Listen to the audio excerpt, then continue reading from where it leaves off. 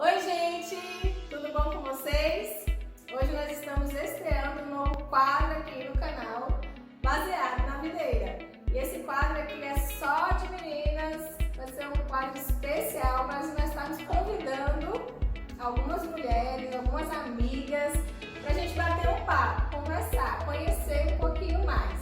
Então fica ligado aí, antes de começar o quadro, se inscreve no canal, você que não está inscrito, e ativa o sininho e compartilhe aí com quem você conhece, com as amigas, compartilhe aí com a galera e também deixe seu like também aí no canal.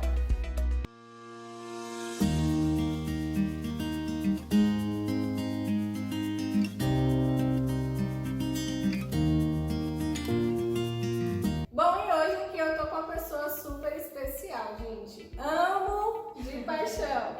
Hoje nós estamos aqui com a Thay. Só chamo de Thay. Mas nós estamos aqui com a Thay, amo ela, sou apaixonada pela família, apaixonada por ela, pela essência dela, pela pessoa que ela é. Gente, a gente nunca assim, quando a gente está numa reunião, a gente nunca ouve Thay conversar, né? Vocês estão tendo um privilégio. Isso! E hoje a gente está aqui para ouvir a Thay, gente, para conhecer um pouco mais da história dela, para conhecer a essência, quem ela é, porque ela já é apaixonante por quem ela é, mesmo sem ela conversar, né?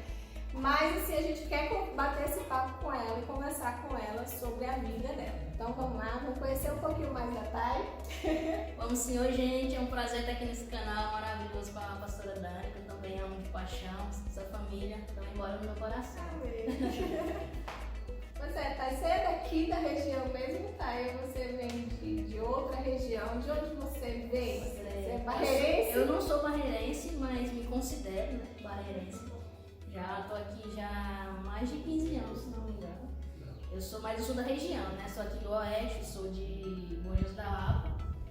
E eu saí de Bom Jesus da Lapa quando eu estava no ensino médio, acho que estava com 15 para 16 anos, mais ou menos. E aí eu vim para Barreiras, né? E Barreiras se tornou minha casa, foi onde eu construí a minha família, onde eu tive e tenho experiências muito boas.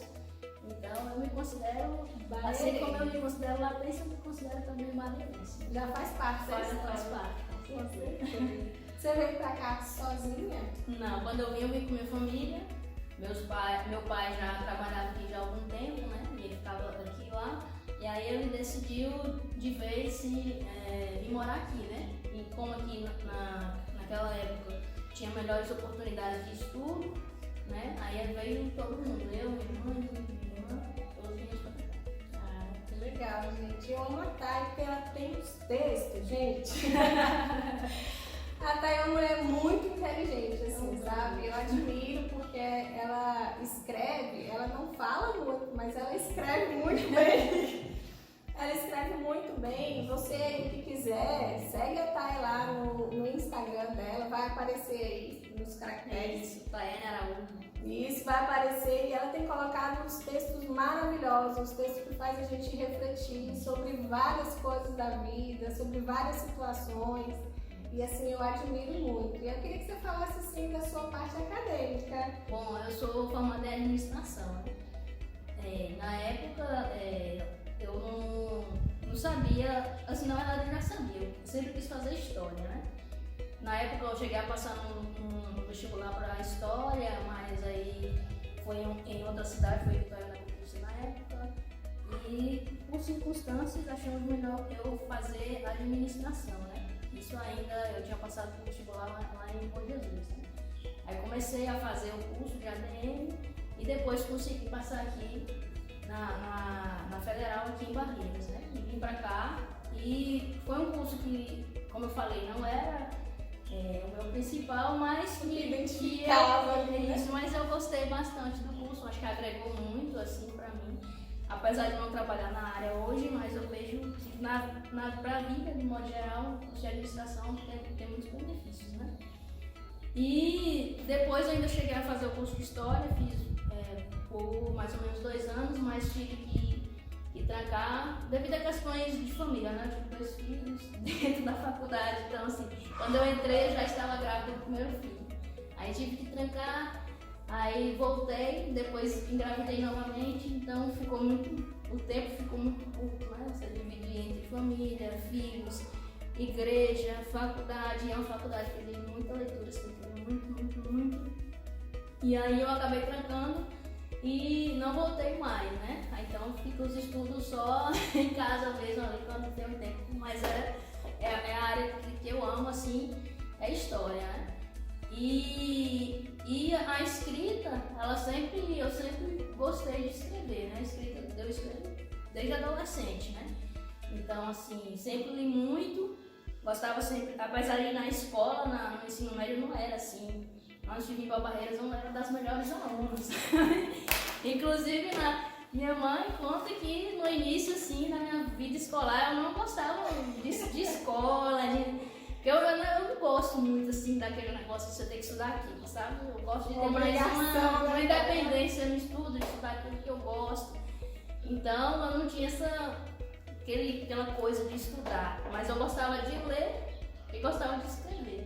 Então, isso despertou muito esse lado. Então, desde lá, eu tenho textos hoje que eu publiquei no Instagram, que lá de mais de 10 anos. Então, assim, sempre veio isso.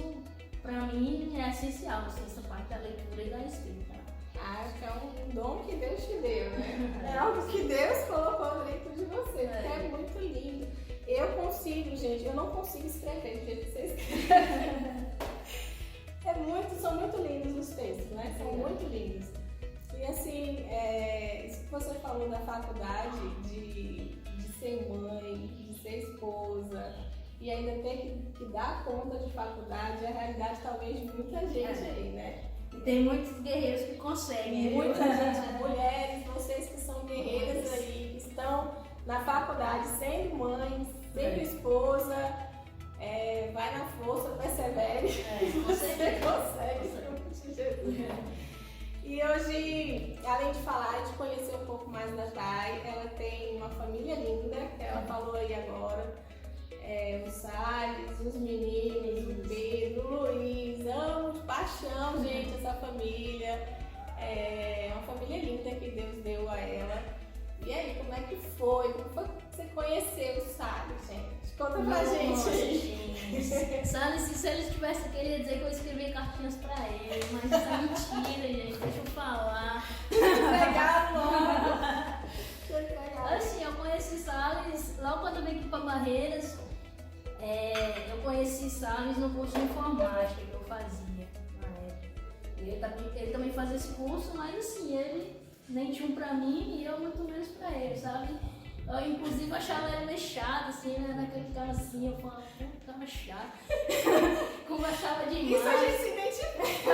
A primeira impressão que eu tive de Cláudio, eu achei que a pessoa, meu Deus, que menino chato, só fala mal de Barreiras. Depois eu conto a história, gente, outro dia. E aí ele, né, eu conheci ele na época, ele trabalhava no mesmo órgão que meu pai.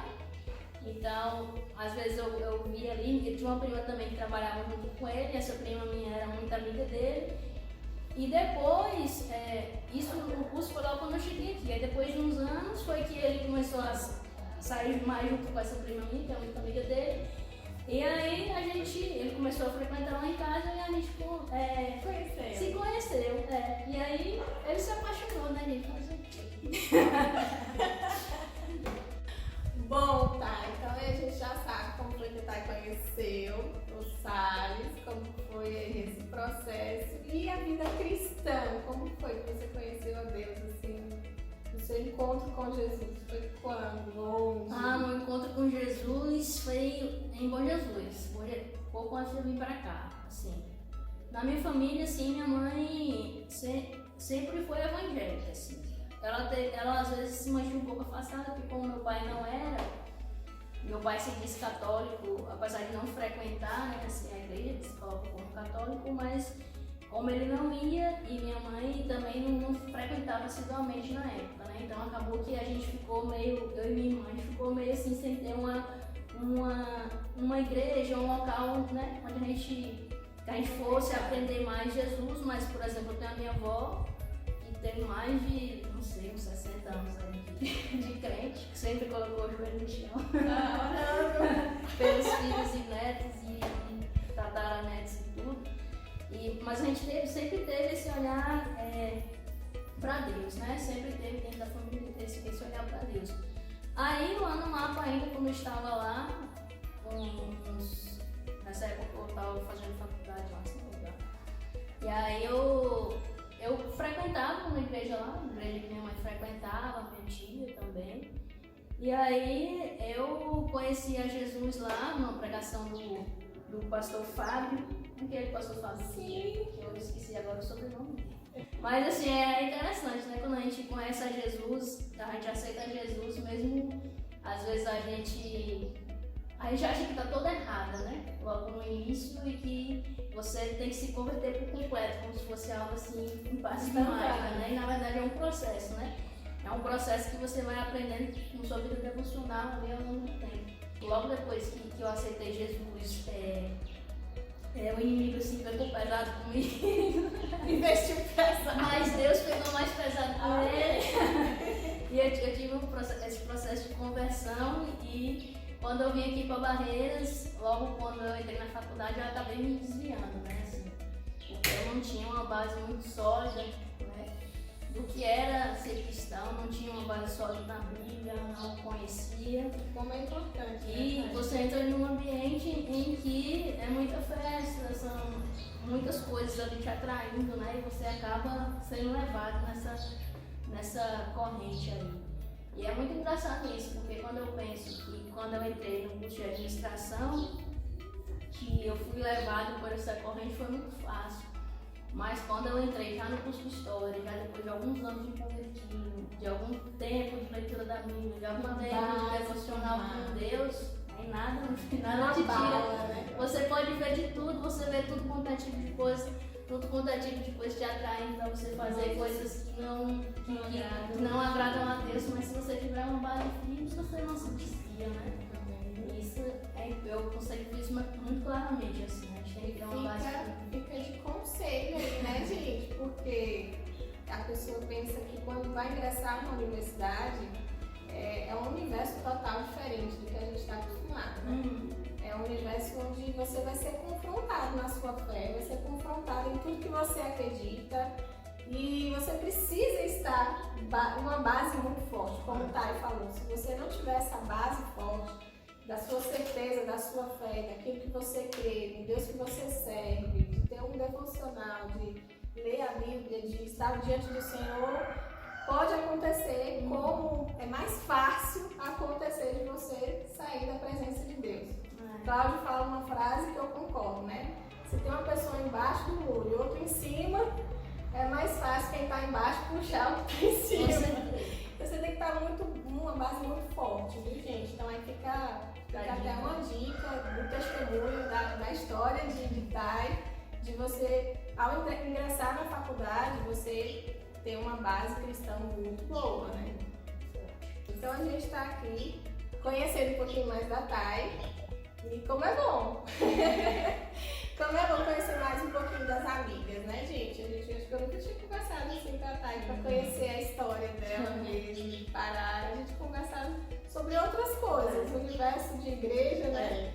E outras coisas. Mas hoje também, além da gente conhecer um pouco da Thay, no mundo aí, né, a gente está tendo um movimento muito forte, que é o Vidas Negras Importam, né?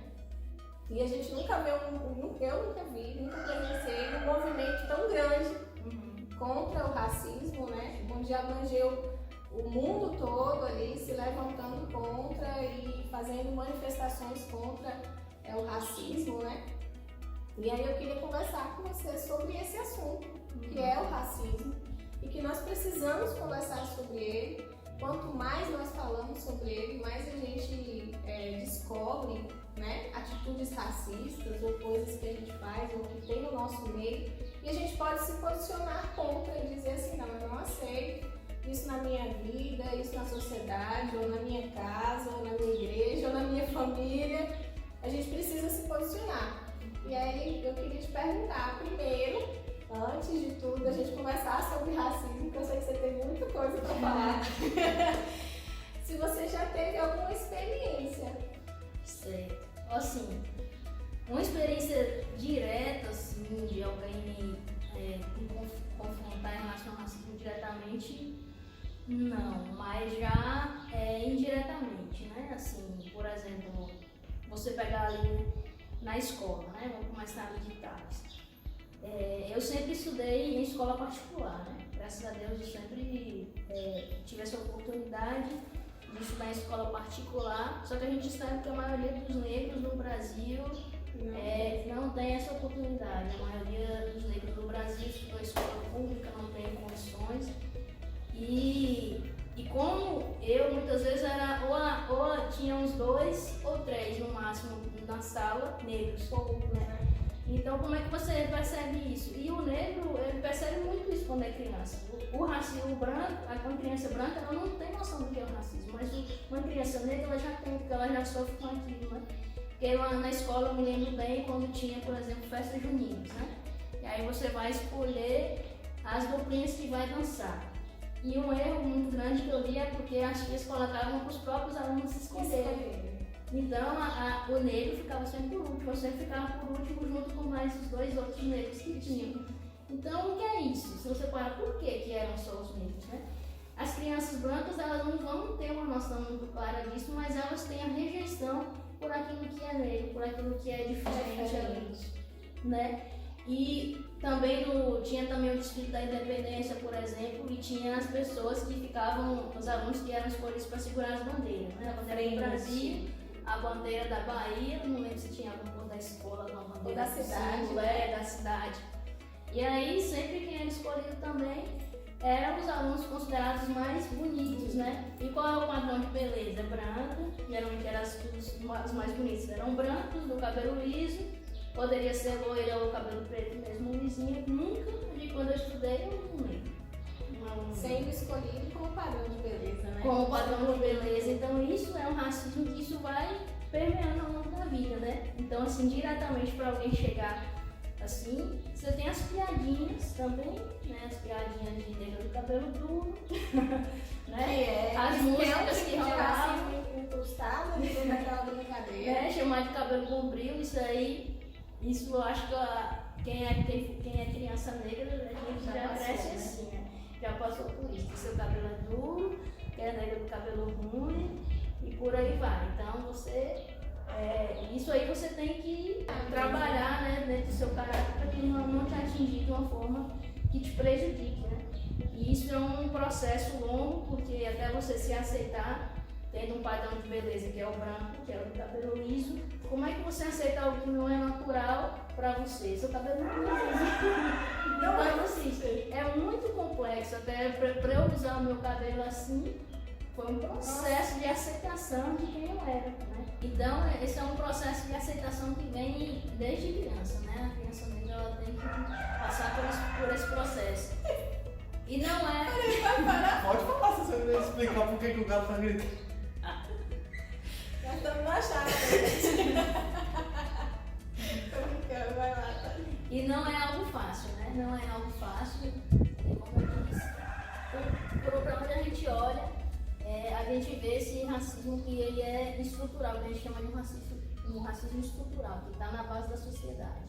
Então, a criança ela não sabe definir, mas se você coloca uma boneca branca, uma boneca preta, tem até um vídeo no YouTube, que eu não me lembro agora como é que está no YouTube, mas eles fazem uma experiência com algumas crianças, colocam o mesmo bonequinho branco e o preto e perguntam qual é a criança que vai se dar bem na vida? É a branca.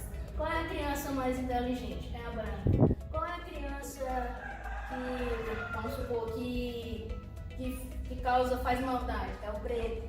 Qual é a criança que não sabe ler? É o preto. Então, isso é algo que vem muito além. É muito além. É um processo histórico que já está enraizado. Então, a gente tem que sempre estar falando do assunto, a gente tem que sempre estar falando e conscientizando as pessoas, né? Com certeza.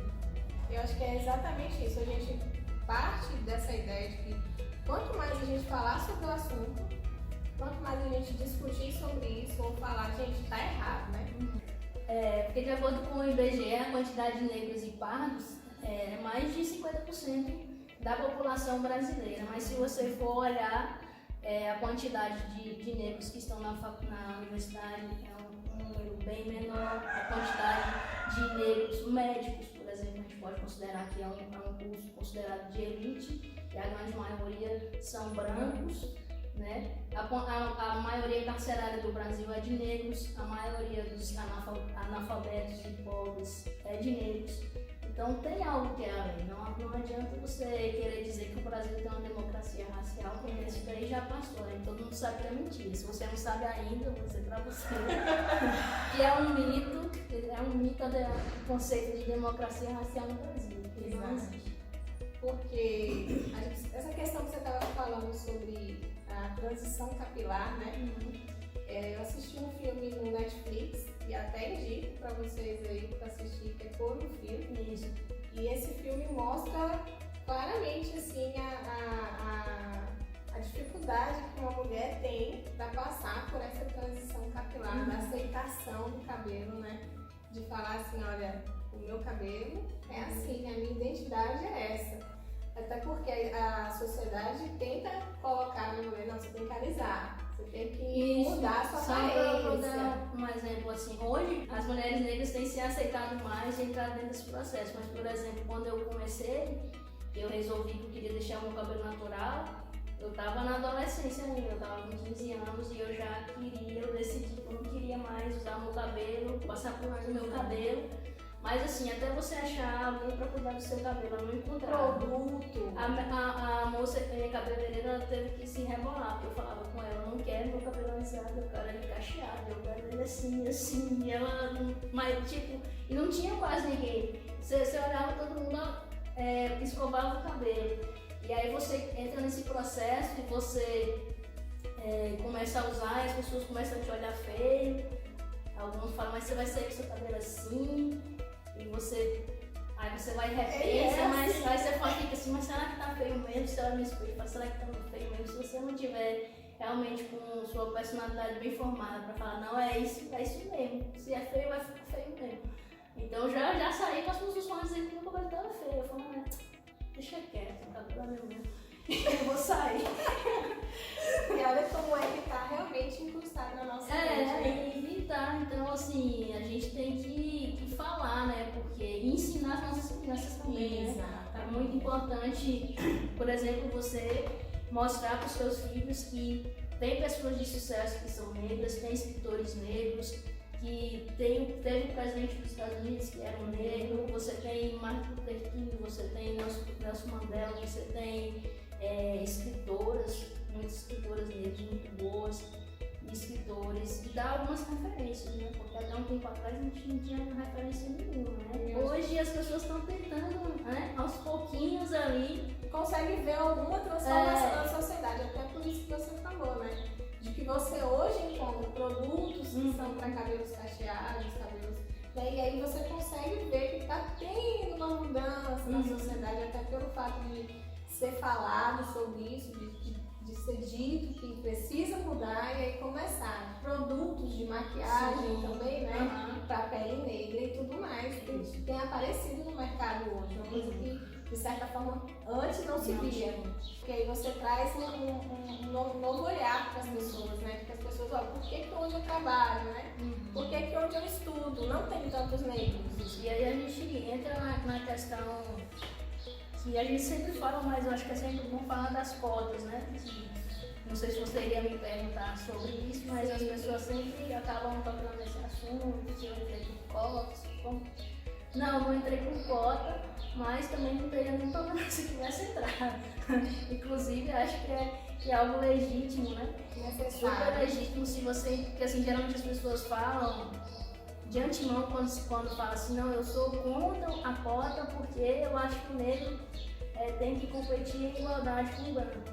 No fundo, eu entendo. Essa pessoa tem até um pensamento bom, né? De achar que realmente o negro teria que competir igualmente. Mas eu peço para essas pessoas que têm esse pensamento para analisar mais profundamente, para ir lá no contexto de tudo que o negro já passou. E de privilégios do branco. E aí você chega até hoje, porque isso, quando a gente fala de cotas, não é um olhar de hoje, é um olhar de um processo histórico, né? É um olhar de coisas que vem acontecendo ao longo do tempo. E Né? que, em nome de Jesus, vamos dizer assim, vai chegar um dia que não haverá mais essa, Em nome de essa Jesus. diferença e que a cota poderá ser retirada. Mas enquanto houver essa disparidade Porque assim, não tem como privilégio, você competir em igualdade se você tem situações desiguais, né? É um princípio da equidade. Se as pessoas, aqueles que são iguais competem igualmente, mas se vocês são desiguais, tem que competir desigualmente.